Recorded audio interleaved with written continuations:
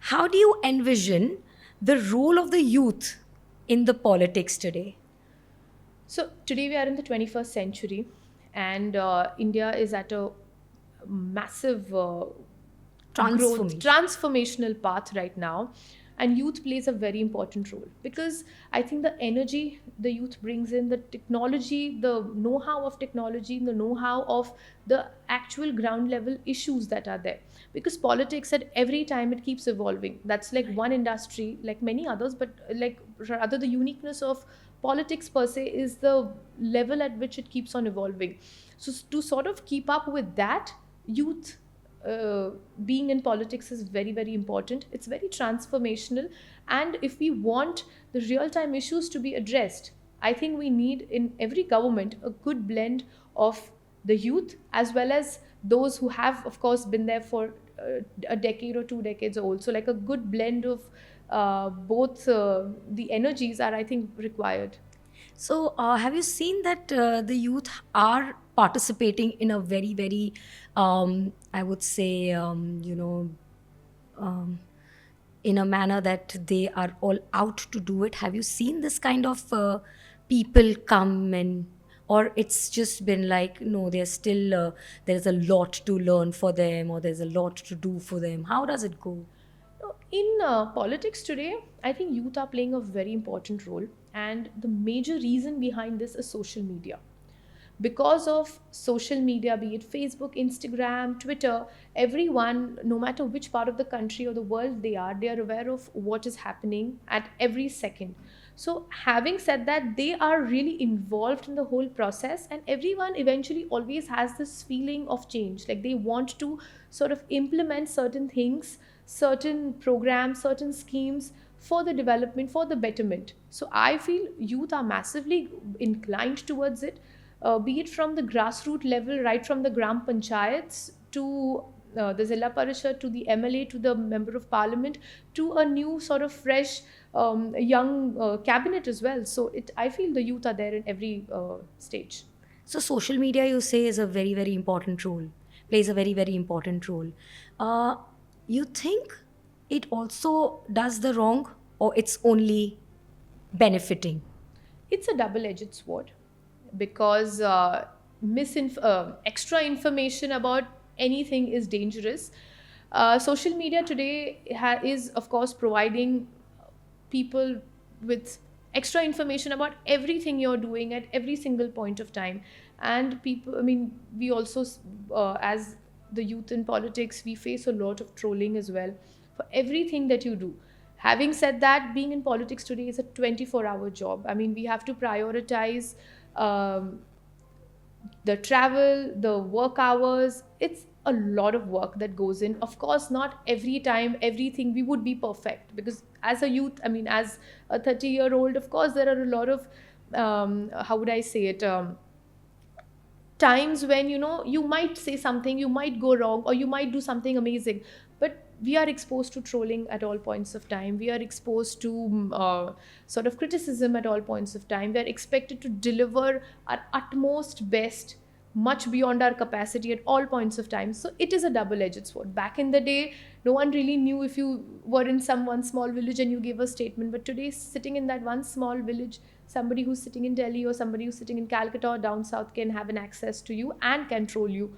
So it can go both ways. So, youths, जब आप कहते हो, तो does Modi ji get involved in this whole thing? How does he address y'all, or how does he meet y'all, or how do you guys, you know, talk to him, converse with him, get his side of the ideas? How does that happen? So most of it, of course, happens through social media. It happens through a lot of these online interactions that go on. Along with that, there are a lot of programs, a lot of schemes. So there are some the schemes that we have to implement on the ground level, which we have to report it to the central government. And then there are certain schemes where if we are implement, like there was a Meri Mati Mera Desh campaign which we ran all across the country, and the final program of it was basically collecting mitti from all different from your own village, and you had to take it and go to Delhi. So we from Maharashtra, around 3,000 of us, collected the mitti from all our respective villages and we went and we gave it, there was a big function which was held in Delhi, where the Prime Minister himself was there, and that was a complete UA program. So the youth from all over the country came together, and those were around in lakhs, those numbers. So there are these several initiatives that happened. Then there was a Yuva Matadata Sammelan also that happened, which was connecting the new voters.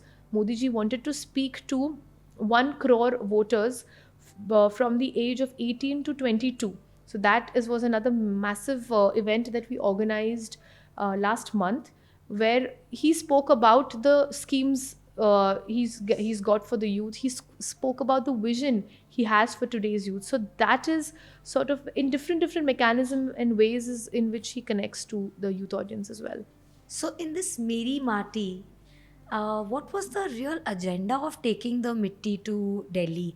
क्या वो कोई test के लिए था या क्या वो just generally एक कहते हैं इमोशन था? It was all about the emotion, because I feel India is a country which is run by emotion. We are, of course, no matter which part of the world we go in, I will always be this one girl who is from Indapur, and the connect I will have with my people, with the soil, with the land where I'm born, so that no one can take away. So similarly goes for all the youth. So when we were actually told to collect the mitti from the land, from like our birthplace, and to take it to Delhi, so that was like this different emotion with which this whole sort of program was run, and it sort of, I think, invoked that different feeling of patriotism amongst all the youth. You got me all emotional about. So इसके लिए आपको क्या लगता है? Do you think कि more and more people, because of this thing that they are getting more and more exposure, they are getting more and more involved? 100%, because I think ultimately ये देश सेवा है. अल्टीमेटली आप जब पूरे समाज में, आप आपके विलेज में, आप आपकी कॉन्स्टिट्यूंसी में काम करते हो, या फिर आप अगर एब्सोल्युटली नए हो, बीजेपी में अगर आपको शुरुआत करनी है, तो आप मतलब राइट फ्रॉम पार्टी का झंडा लेके आप प्रोग्राम्स में जाके आप यूथ से कनेक्ट करके, आप महिला हो तो आप महिला रिलेटेड जो सारी स्कीम्स है उसमें आप अवेयरनेस स्प्रेड करके जब वो ग्रास रूट पे जाते हो, then there are the several, it's like a hierarchy structure.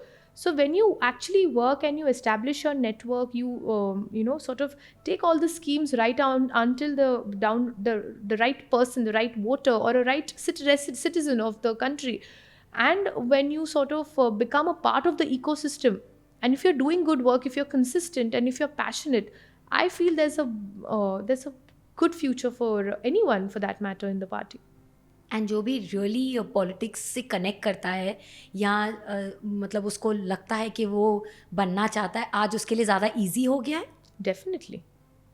आपको अगर, जैसे मैंने बोला, आपको अगर वो, if you have it in your heart that you really want to devote that much amount of time, effort, energy to the people, to actually solving real problems. So there's one very interesting thing I'd like to tell you is, I have seen the best of both worlds, but still I am at peace.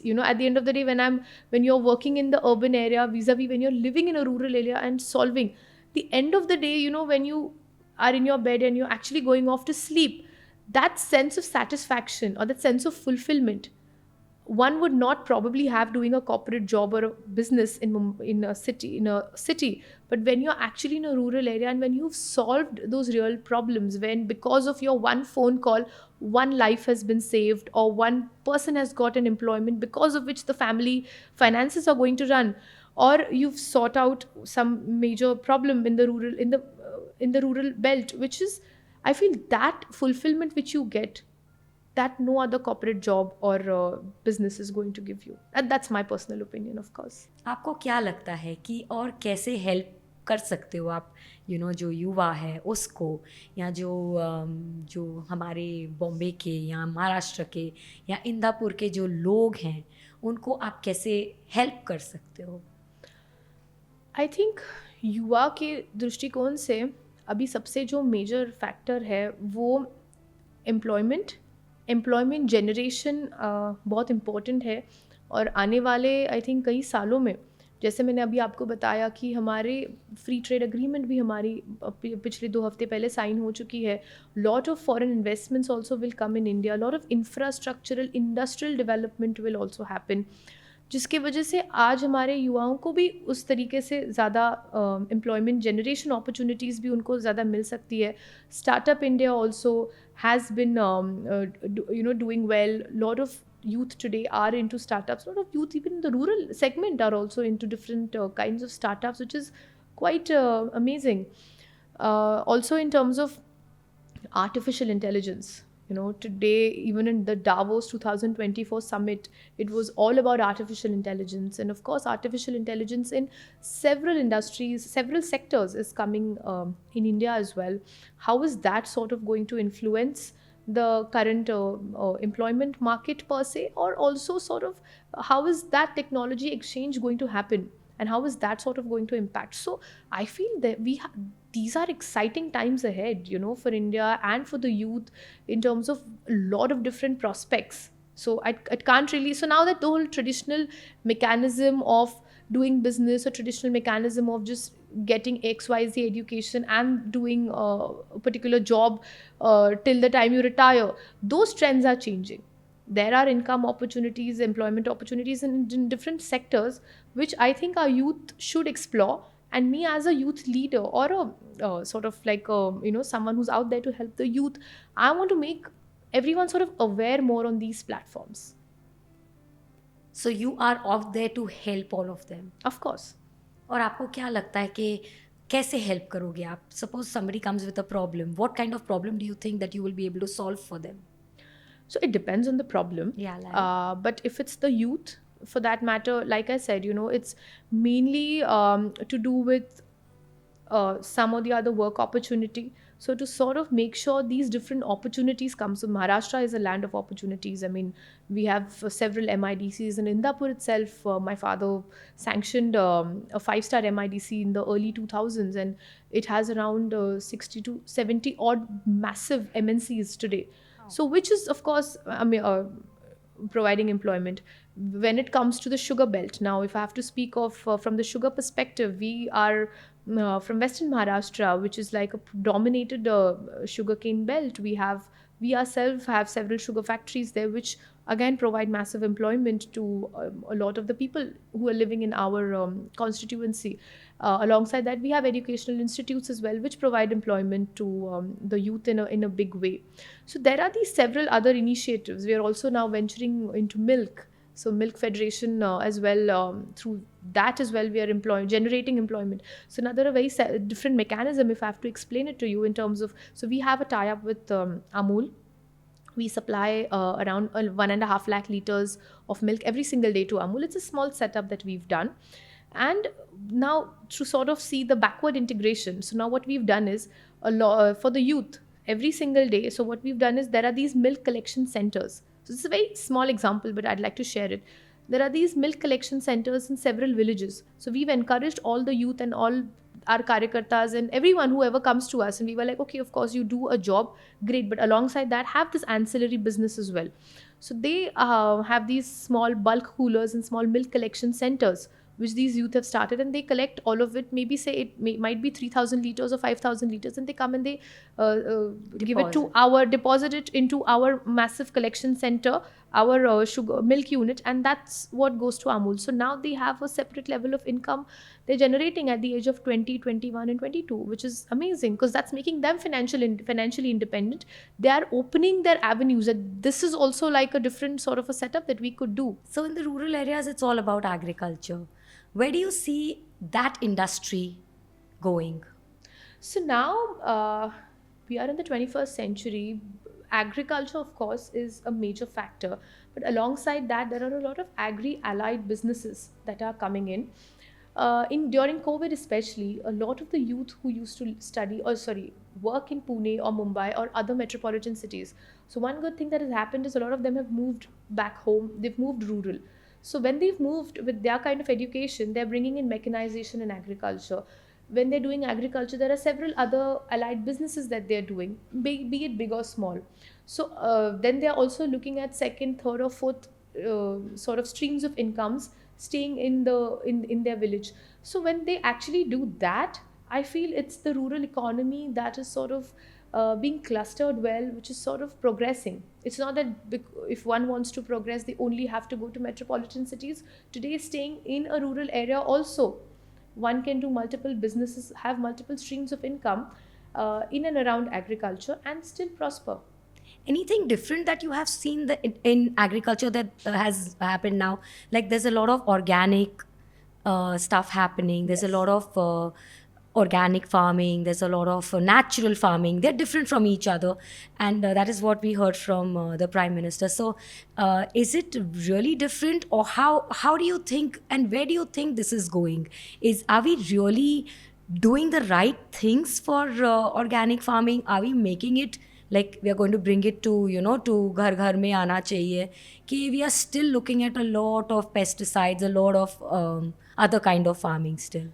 So, organic farming, of course, is the most sought after mechanism right now, especially in the rural area. In Maharashtra, if I have to speak, in certain crops, of course, there are a lot of pesticides that are required. And as now, I mean, I wouldn't want to get into the technicality aspect of it, but when it comes to the organic farming, like if I have to give an example of a company which sort of has their base in my Zilla Parishad constituency in Indapur, it goes by the name Two Brothers Organic Farm. Right. So Two Brothers is like actually started by two brothers, and they are very close family friends, and we've known them for like the longest time.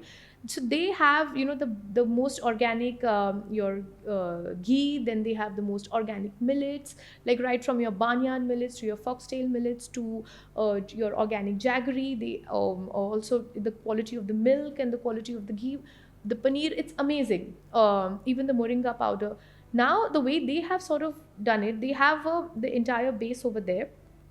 Agriculture was one of their main sources of income, but now of course these two brothers who've studied and they've gotten the technology and they've gotten the marketing and the branding and all of those aspects when they started the company, and then they of course have their offices in Pune and Mumbai, and now we go to a Nature's Basket or we go to a food hall, and it's so nice to see Two Brothers Organic Farm products actually on the shelves here. So that sort of is a good example of a backward integration, I would say. Whereas they are practicing, and these are honest practices in terms of to provide organic products to the market. Vis-a-vis also they are reaching out to a base like Mumbai, where everyone's very health conscious and organic produce is highly sort of sought after.